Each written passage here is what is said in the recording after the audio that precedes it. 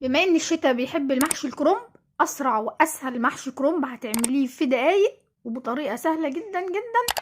اهم حاجه شوفي الطريقه والتركات بتاعتها وتابعي معايا لاخر الفيديو. يلا اعملوا لايك للفيديو واشتراك في قناة روشة ابراهيم شيف الوحش. بسم الله ونصلي على رسول الله ونبدا في الطريقه بتاعتنا على طول. اول حاجه الكرنبه بتجيبيها بتخبطي عليها كده، بتحسي انها عامله زي الطبله مش مكتومه من جوه، والورق عامل كده زي القماش في ايديكي مش ناشف وبيتكسر. عشان الكرنب ده بيبقى حلو جدا، بيبقى سهل في سلقه وسهل في تقطيعه وفي كل حاجه. اول حاجه بنعملها ان انا بشيل العرق الكبير او الراس بتاعه الكرومبه بالشكل ده. انا بشيل الورق واحده واحده وبغسل الكرنب يا جماعه، لان بتبقى فيه احيانا حشرات صغيره، فلازم اغسله الاول تحت الميه قبل ما اسلقه.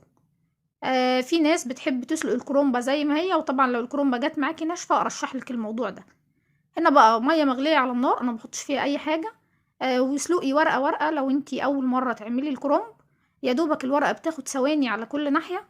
وزي ما قلت لك لو الورق طلع بقى فيه عروق او ناشف شويه معاكي ممكن تطولي عليه شويه، بيختلف على حسب نوع الكرنب. بعد ما بطلعه من الميه السخنه بحطه على مصفى كده عشان البخار بتاعه يطلع منه. عشان البخار لو اتكتم هتلاقي الكرنب بيتقطع معاكي، او عشان نوقف السوا بتاعه عامه.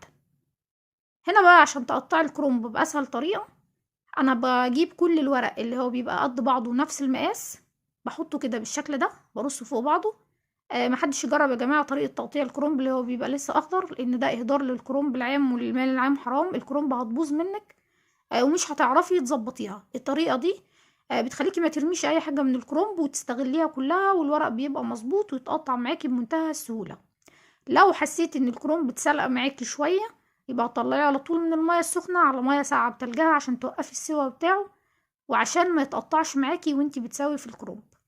انا كده ظبطت كل العروق فوق بعضيها والورق فوق بعضيه. هبدأ اشيل العروق اللي هي من فوق بالشكل ده، بس يعني اهم حاجة يكون الورق كله نفس المقاس، عشان لما اجي اقطعه التقطيعة تطلع مظبوطة معايا بالشكل ده.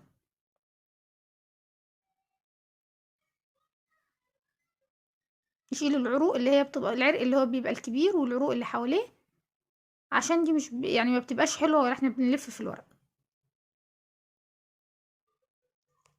بعدين بتني الورق بالشكل ده،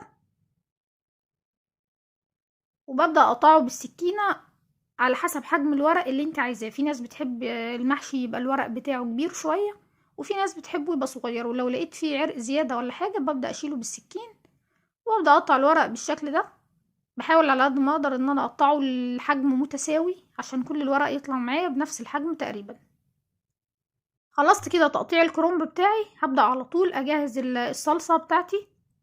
هقطع البصل قطع كبيرة مش صغيرة بالشكل ده، وبعد كده هقطع الطماطم برضو لنفس الحجم اللي انا هقطع بيه البصل بنفس الطريقة. هنا بقى في الخلاط هاخد شوية مية صغيرين وابدأ احط عليهم البصل والطماطم واضربهم كويس مع بعض. بعد كده هسيبهم يتسبكوا مع بعض على النار من غير اي مادة دهنية خالص، وما تقليش على الخلاط، يعني واحدة واحدة عشان الخلاط ما يتحرقش ولا حاجة. انا بعمل كمية كبيرة شوية لان انا هحشي معاه فلفل، هسيب لكم مقادير لنص كيلو رز في صندوق الوصف. كزبرة خضرا بقى وشبت، هنشيل العروق بتاعتها مش هنرميها، نحطها في الحلة اللي احنا هنعمل فيها المحشي. اللي مش بيحب الكزبرة الخضرا ممكن يبدلها بالبقدونس، وممكن تحطوا شبت وبقدونس وكزبرة خضرا التلاتة مع بعض. هحاول اقطعها لقطع صغيرة خالص. انا زي ما قلت لكم هسيب لكم المقادير، بس طبعا في ناس بتحب الخضرة بزيادة. دي حاجة بتبقى اختيارية زي ما انتوا بتحبوا، طبعا بتعرفوه بالشكل بعد ما بتحطوا الخضرة يعني على الرز. هتشوفوا اذا كانت الكمية دي مناسبة ليكوا او لا. هنقطعها تقطيع بالشكل ده زي ما انتوا شايفين. اللي حابب يعمل المحشي متسبك خلاص يبقى يحمر البصل على النار ويحط عليه ويسبك الطماطم ويحطهم على بعض بنفس الطريقة. بس الطريقة دي سهلة جدا وطعمها حلو جدا جدا، وكمان بتبقى خفيفة قوي وحلوة قوي في الشتاء يعني. هناخد كمان معانا هنا جزر مبشور، وده اختياري بس بيدي طعم حلو قوي. هنا بقى هناخد فلفل وتوم مفرومين في الكبة، وعليهم بصلة متقطعة صغير مفرومة في الكبة برضو. وبعد كده هنحط عليهم بقى التوابل بتاعتنا، فلفل اسود، هنحط كزبرة ناشفة، وهنحط من التوابل من السبع بهارات، وبرضو دي اختيارية، اللي حب مش حابب يحطها ما يحطهاش. هنقلبهم كويس جدا مع البصل هنقلبهم كويس مع بعض. الطريقة دي او تقليب البصل في التوابل بيدي طعم وريحة حلوة قوي قوي للمحشي. جربوه بالطريقة دي وهيعجبكم جدا جدا. نجهز الحلة اللي احنا هنعمل فيها المحشي. حط فيها بصل وطماطم والاعواد بتاعة الخضرة. انا بحب احط شوية زيت صغيرين خالص عشان المحشي بتاعي ما يلزقش. لو انتي اول مرة بتعملي محشي او هتعملي كمية كبيرة، ياريت تعملي في الحلة اللي بتبقى صغيرة من تحت وواسعة من فوق، تقريبا اسمها شاورما او دقية زي ما بتسموها يعني. بتبقى اسهل ليكي في السوا وخصوصا في موضوع النار. وطبعا بتختاروا الحلة لما تيجوا تحطوها، بتختاروا لها العين المناسبة لحجم الحلة اللي انتوا هتعملوا فيها المحشي، عشان السوا بيبقى مهم جدا ان النار تبقى جايبة الحلة في الوسط عشان المحشي ما يتحرقش ويستوي بسرعة. هنا الصلصة بتاعتي كانت اتسبكت خلاص. هشيل بس منها معلقة كبيرة احطها على الشوربة، بتدي طعم حلو قوي. وكمان ممكن تحطوا على الشوربة 2 مكعب ماجي، للي حابب يحطه، اللي مش حابب خلاص. يفضل تبقى شوربة لحم وفيها كمان دهن، يعني بتبقى شوربة دسمة شوية بتدي للمحشي طعم حلو قوي. ممكن تحطوا لية خروف زي ما انتوا عايزين. الحاجات دي بتبقى تقيلة بس بتدي طعم حلو خالص للمحشي. هنا بقى والصلصة بالشكل ده. هضيف الرز عليها وهسيبها ثواني كده على البوتاجاز. الرز يتشرب من التسبيكة بتاعة الصلصة دي، بيديله طعم حلو جدا جدا. هنضيف بقى هنا في المرحلة دي الزيت او زيت على سمن زي ما انتوا عايزين. هنضيف بقى التوابل، الجزر، الخضرة اخر حاجة، وبعد كده هنضيف الملح. والملح طبعا على حسب الرغبة. هنا بقى الورق اللي كان اخضر خالص حطيته في الفراغات اللي كانت في الحلة عشان المحشي ما يلزقش معانا ويستوي معانا بطريقة كويسة. وابتديت اشيل قطع الكرنب بالشكل ده. هبدأ بقى احط هنا الرز في الورقة بالشكل ده والف عليه. انا بلف من تحت لفوق مش الناحية العكسية، هوريها لكم من شوية. انا هنا بتحكم في الورقة. طبعا لازم تقفلوا الورقة كويس جدا عشان الرز ما يطلعش بره المحشي. سيبوا مكان فاضي من كل جنب ونضفوه كويس جدا من الرز. خدوا بالكم ان الرز ده رز ني مش مستوي، فلما هيستوي حجمه يتضاعف جوه الورقة. فلازم يبقى المساحة جوه الورقة مظبوطة عشان يستوي في نفس الوقت ما يطلعش بره الورقة. وفي طريقة تانية، في ناس بتحب تلف بالشكل ده، ولكم حرية الاختيار، بس انا بحب الف بالطريقة الاولى، بتبقى اسهل لي في اللف واسرع. هنحطهم بقى في الحلة. هنا بقى لما بنحط الكرنب في الحلة لازم نسيب مساحة في الحلة، لان زي ما قلت لكم الكرنب ده حجمه هيزيد.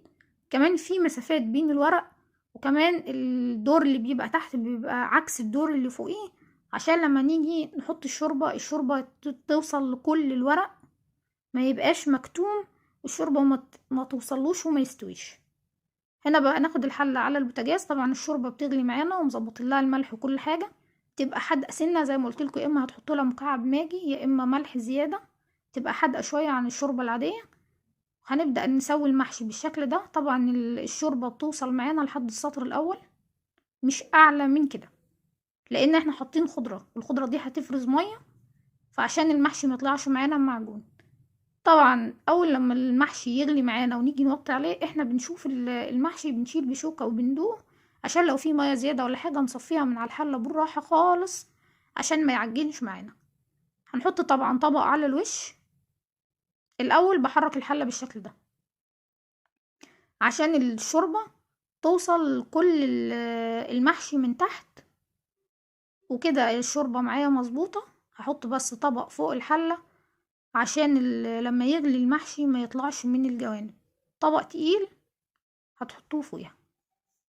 هنا بقى المحشي بتاعي ابتدى يغلي والمية قلت وشلت الطبق. بصوا مفيش رز خرج برا المحشي ولا اي حاجة. هغطي عليه خالص واسيبه لحد لما يستوي براحته. انا كده بعد لما وطيت عليه واتشرب خالص المحشي بتاعي واستوى وده كان شكله، هقلبه كمان معاكم دلوقتي على الصينية عشان تشوفوا ان الحلة ما اتحرقتش ولا اي حاجة، والمحشي استوى. وبصوا الرز كمان مش خارج براه. بجد جربوه بالطريقة دي وهيعجبكم جدا. هقلبه، بس انا هقلبه بالشكل ده، انا مش براك يعني عشان الحلة تطلع لفوق وتنزل، ده اخري يعني. بس جربوه بالطريقة دي هيعجبكم جدا جدا. بصوا طالع المحشي رز جوه منه مفلفل، وطالع مستوي جدا وحلو جدا جدا جدا. طبعا زي ما قلت لكم انا كنت عامله كميه كبيره عشان كنت بعمل فلفل برضو، فهسيب لكم مقادير النص كيلو رز في صندوق الوصف اللي حابب يعمل كمية قليلة. هيطلع معاه ان شاء الله باذن الله طعمه حلو جدا ومظبوط. وزي ما قلت لكم، اللي مش حابب يعمل الطريقه دي وعاوز يعمل المحشي المتسبك، اصل كل واحد بيحب الاكل اللي هو اتعود عليه، يعمله عادي جدا جدا، بدل موضوع الني في ني، بس يمشي على باقي الخطوات اللي احنا عملناها مع بعض. طبعا زي ما انتوا عارفين محشي الكرنب بيتاكل وهو سخن جدا جدا زي ما احنا متعودين. كرمكم الله بالعفو والعافيه، والسلام عليكم ورحمه الله وبركاته.